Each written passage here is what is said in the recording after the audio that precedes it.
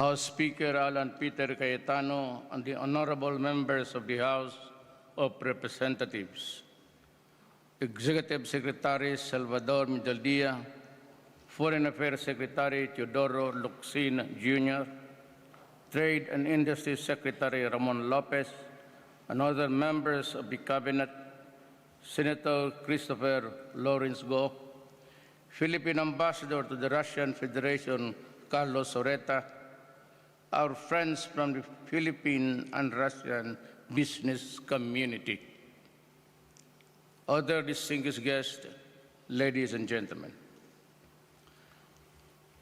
Good afternoon.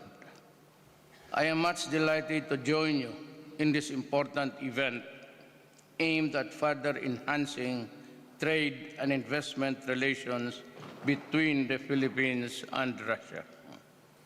Your presence here is a strong vote of confidence in the Philippine economy. I thank you for your interest to do business as we are with you. On the Philippine-Russian economic relations, Russia is a priority trade and investment market for the Philippines. I am pleased to know that our economic exchanges are increasing. Last year, our total trade reached $1.36 billion US dollars. It has more than doubled in 2017 at $568 million US dollars. Philippine export to Russia also reached 86 million US dollars last year, an increase from almost 70 million US dollars in 2017. And this year, this upward trajectory continues. This indicates promising ties between our economies at an even higher level. Towards the end, we opened the Philippine Trade and Investment Center in Moscow in 2018. We also established an intergovernmental consultative mechanism purely for economic concerns. I am pleased that in the recent meeting, our economic officials in August of 2019 here in Moscow, they agreed to further maximize opportunities in trade and investments, agriculture, transport, and infrastructure. We signed cooperation agreements in the aerospace, automotive infrastructure, energy, and pharmaceutical industries. These are mutually beneficial for both our countries. Our efforts to revitalize bilateral relations are bearing fruit. Very recently, 2 or more Philippine fishery establishments gained accreditation to export to Russia and to other Eurasian markets. I personally thank President Vladimir Putin and Prime Minister Dmitry Medvedev for this, knowing this will create more jobs for the Filipinos. In the coming days, we are determined to bring more of our food products to Russia.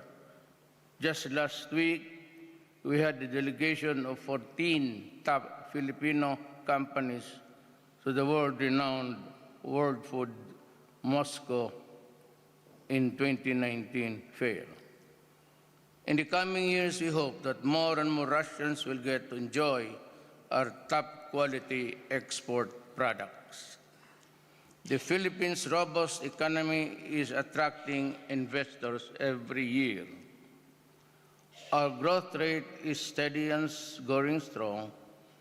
Our national or annual GDP growth rate was positive for 82 consecutive quarters and above 6% past 70 years since 2012. We are one of the fastest growing economies in Asia and the second fastest in ASEAN. Our economic advantage lies on the strength of our young workforce population. Our macroeconomic fundamentals remain strong. We invite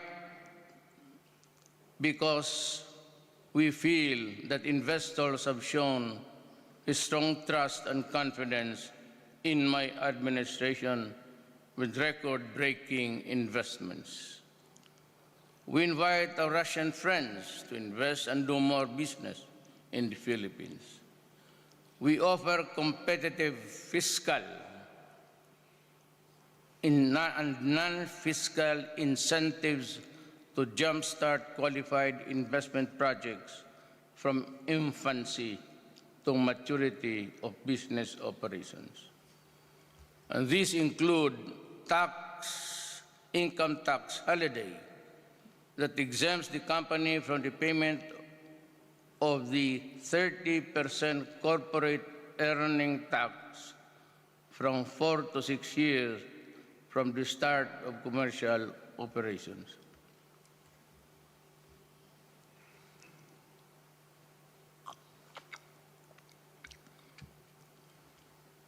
Additional bonus for 3 years, subject to certain conditions, such as export earnings,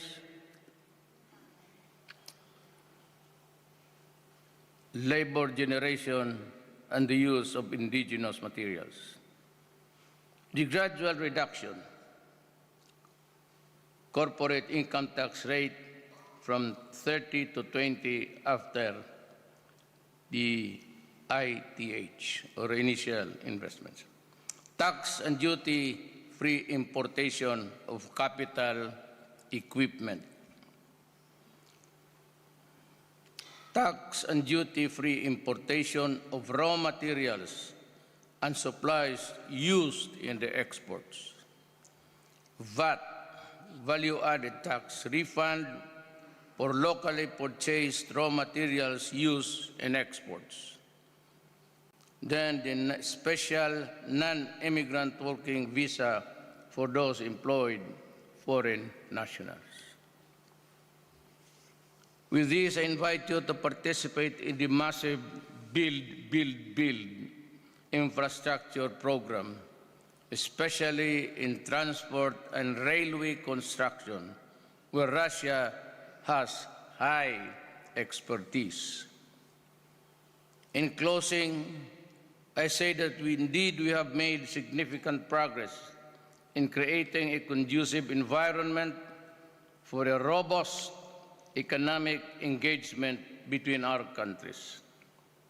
With strong resolve and commitment, I am confident that our economic ties will continue to prosper to its full potential. The new business agreements forged today will bring closer to us in our goal.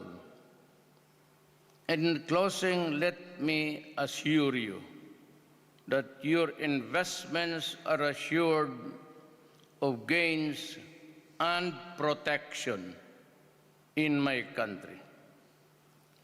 Thank you and congratulations to you all.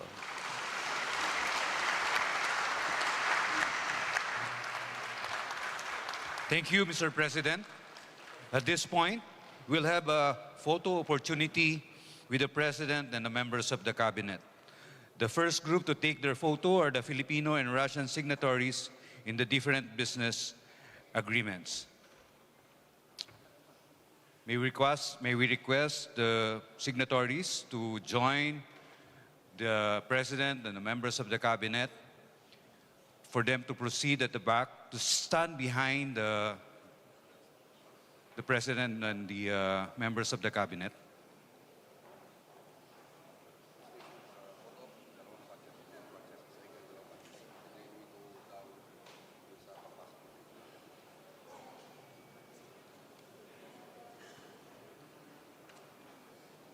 Sino yung hahatak doon sa lista kanina?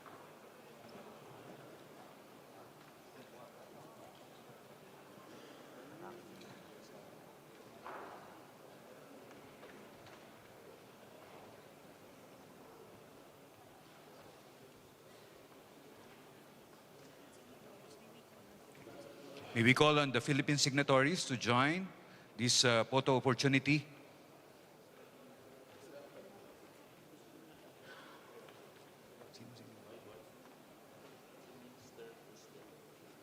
Si Minister.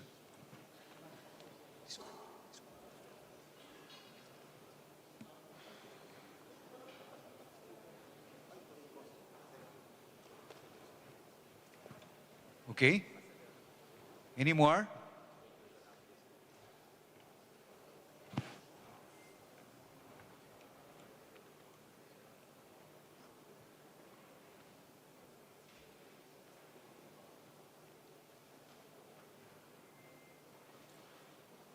Okay.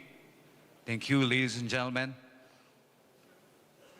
At this point, may we invite our Filipino and Russian friends from the organizations that signed different business agreement to come forward, but not on the stage.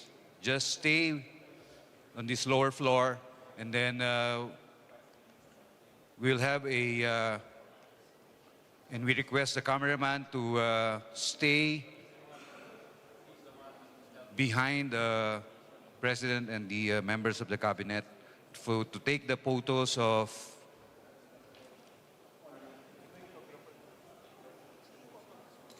yeah. Yeah, yeah. Okay, just come forward, everyone, for a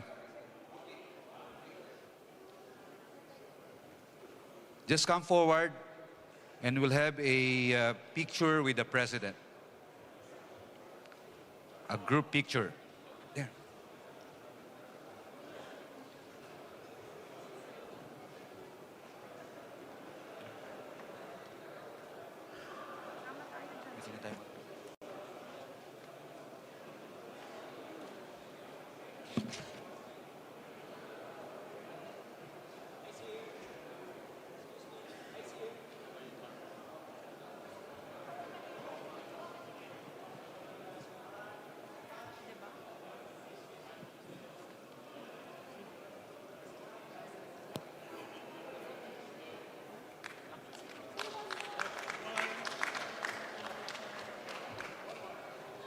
Thank you very much.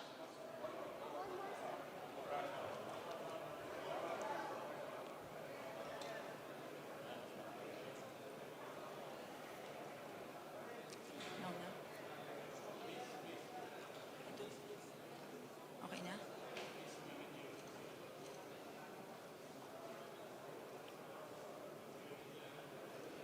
Thank you, Mr. President, and to the members of the Cabinet. This concludes the second part of the program.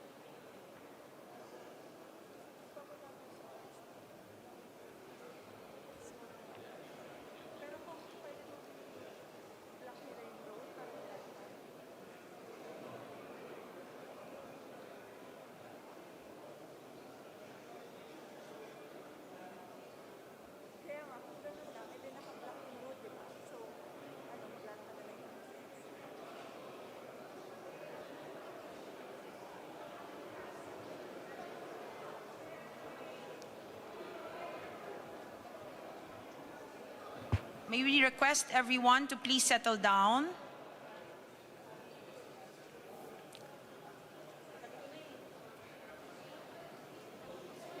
Ladies and gentlemen, may we please request everyone to please settle down?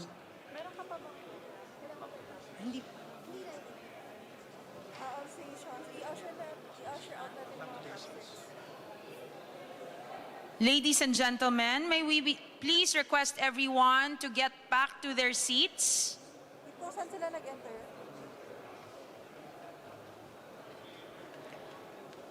Members of the Philippines and Russian business delegation, please may we request everyone to please take your seats?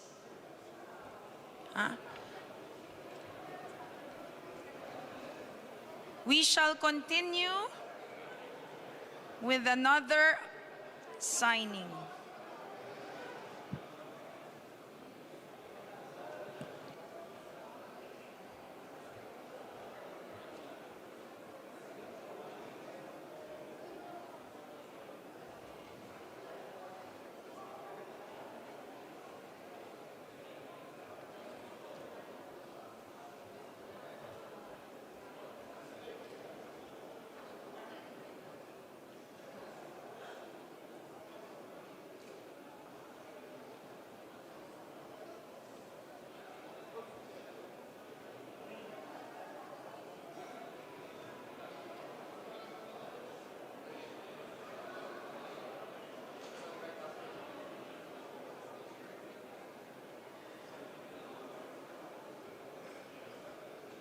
Ladies and gentlemen, may we please request everyone to please settle down?